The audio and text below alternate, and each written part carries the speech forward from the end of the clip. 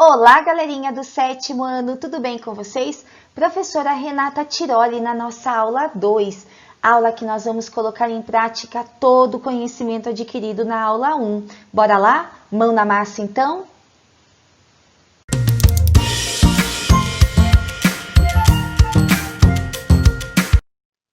Vamos começar, vamos praticar. Primeira atividade. O dono de uma loja de roupas fez um levantamento da quantidade de calças vendidas no primeiro mês de funcionamento. O gráfico abaixo mostra as quantidades de acordo com a numeração, com os tamanhos. Então, nós temos ali em azul a quantidade de calças vendidas femininas, em rosa as masculinas. Item A. Qual foi a quantidade de calças masculinas vendidas nesse mês e a quantidade de calças femininas? Bem tranquilo, vamos fazer o somatório, a soma do número de calças masculinas vendidas. Atenção à legenda do gráfico. As masculinas estão representadas, as vendas, nas colunas rosas.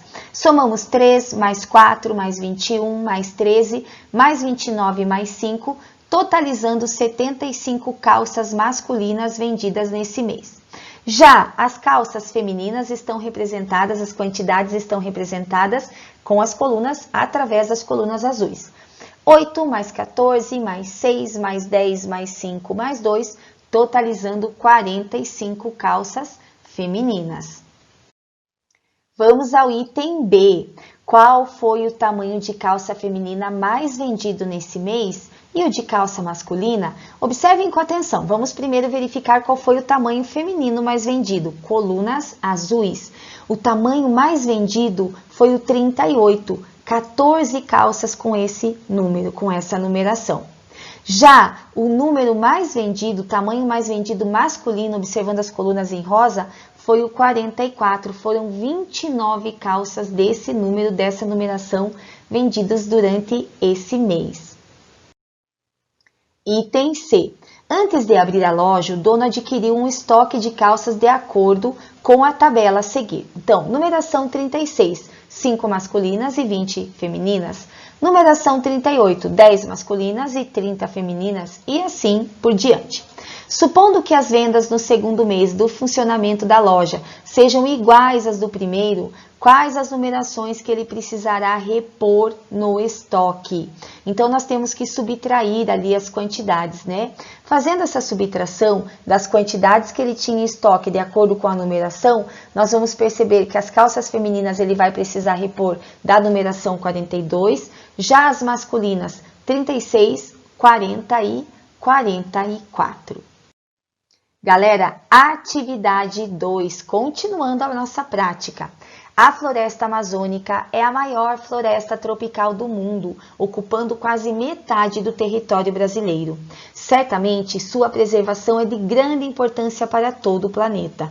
O gráfico mostra a área desmatada no período de 2010 a 2017. Intervalos de tempo, nós costumamos usar o gráfico de linhas ou de segmentos. Bora lá! Item A. Vamos lá. Após 2 aumentos seguidos, houve uma redução de 16% na área desmatada no período de 2016 e 2017. Mostre como foi calculado esse percentual. Pessoal, então olha só, nós vamos começar calculando a redução em quilômetros quadrados da área. De 2016 para 2017, houve essa redução. Então, eu vou pegar os 7.893 quilômetros quadrados referentes ao desmatamento de 2016 e vou subtrair 6.624 quilômetros quadrados referentes ao desmatamento do ano de 2017. Essa diferença nos dá 1.269 quilômetros quadrados. Agora, nós vamos calcular o percentual.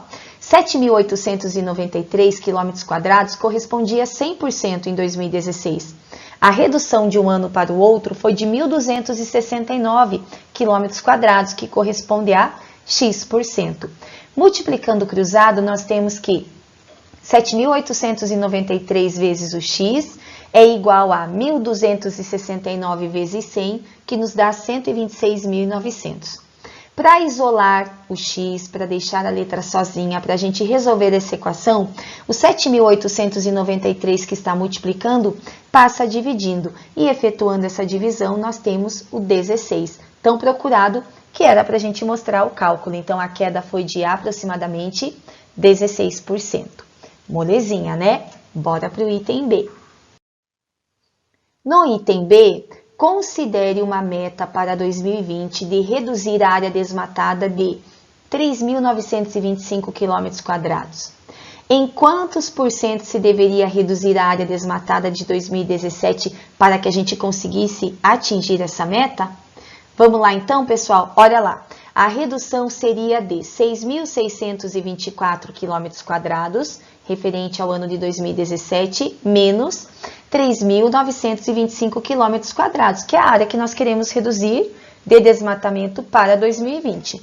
Nos dá um valor de 2.699 km². Essa é a diferença de área desmatada de 2017 para 2020. Agora, nós vamos fazer a regra de 3 para calcular o percentual. 6.624 km² corresponde a 100%. 2.699, a diferença, corresponde a x%. Multiplicando o cruzado, o produto dos meios é igual ao produto dos extremos. 6.624x é igual a 269.900. O 6.624 que está multiplicando passa dividindo. Essa divisão nos dá 41. A redução deve ser de aproximadamente 41%. Atividade 13. Francisco foi o cestinha de um campeonato de basquete entre os times das escolas da cidade onde mora. Observe no gráfico a evolução dos pontos marcados por Francisco nos 6 jogos desse campeonato. Pessoal, gráfico de linhas, de segmentos, a gente consegue num período de tempo observar a evolução, no caso aí do Francisco. Então veja aqui, no primeiro jogo ele fez 36 cestas, no segundo 20, no terceiro 26 e assim por diante. Vamos ver o que pede os itens A, B e C. Item A. Entre quais jogos o desempenho de Francisco apresentou a maior queda? Se a gente observar com atenção no gráfico, foi entre o quarto e o quinto jogos. Item B. De quantos por cento foi essa queda? Vamos calcular então. Olha só, do quarto para o quinto jogo, ele caiu de 40 pontos para 12, ou seja, a diferença foi de 28 pontos. Para a gente calcular o percentual, a gente pode usar a regra de 3, 40 corresponde a 100%, 28 corresponde a x, ou simplesmente dividir 28 sobre 40. O total da diferença de pontos que ele teve do quarto para o quinto jogo e o total de pontos lá dele no quarto jogo. 28 40avos, dividindo 28 por 40, nós obtemos 0,7 e isso equivale a 70%. Vamos agora para o item C. Em quais jogos o desempenho do Francisco foi maior do que a média dos pontos que ele marcou? Bom, primeiro nós vamos calcular a média dos pontos, somando todos os pontos e dividindo pela quantidade de números que nós estamos somando. Quantidade de jogos. 36 mais 20 mais 26 mais 40 mais 12 mais 20 totaliza 154, dividido por 6. Isso nos dá 25,7. Então, quais são os jogos em que o desempenho do Francisco foi maior do que a média de pontos? Se nós olharmos com atenção no primeiro, no terceiro e no quarto jogos. E para a gente fechar essa aula, uma atividade que caiu no Enem. Uma empresa registrou seu desempenho em determinado ano por meio de um gráfico, com os dados mensais do total de vendas e despesas. Observem com atenção na legenda, vendas, colunas mais escuras, despesas, colunas mais claras. O lucro mensal é obtido pela diferença, pela subtração do total de vendas e do total de despesas. Dessa maneira, o dono da loja ele pode ter uma ideia se ele teve lucro ou prejuízo naquele mês. Vamos lá, continuando então. E agora atenção à pergunta. Olha lá, Quais os 3 meses do ano em que foram registrados os maiores lucros? Gente, vale a pena observar o gráfico com atenção. Observe em quais meses as vendas foram maiores, as despesas forem menores, porque se o lucro ele é o resultado da diferença entre venda e despesa, faz sentido a gente observar isso, para não precisar calcular para todos os meses, que é uma opção também, mas não há necessidade. Bom, sabendo que o lucro depende diretamente do total de vendas e despesas, eu analisei esse gráfico com muito carinho e percebi que nos meses de julho, setembro e dezembro eu tenho altas vendas e uma despesa mais baixa. Então eu pude calcular aí o lucro desses meses. Em julho, as vendas 6, despesas 4, portanto lucro de 2. Setembro, vendas 7, despesas 3, lucro de 4. Dezembro, vendas 5, despesas 2, lucro de 3. Se a gente calcular, fizer esse cálculo para todos os meses, nós vamos perceber que foram nos meses de julho, setembro e dezembro em que essa empresa teve uma taxa maior de lucro, um percentual maior de lucro. Fechou, né, pessoal? Estamos finalizando a nossa aula de prática, de matemática na prática.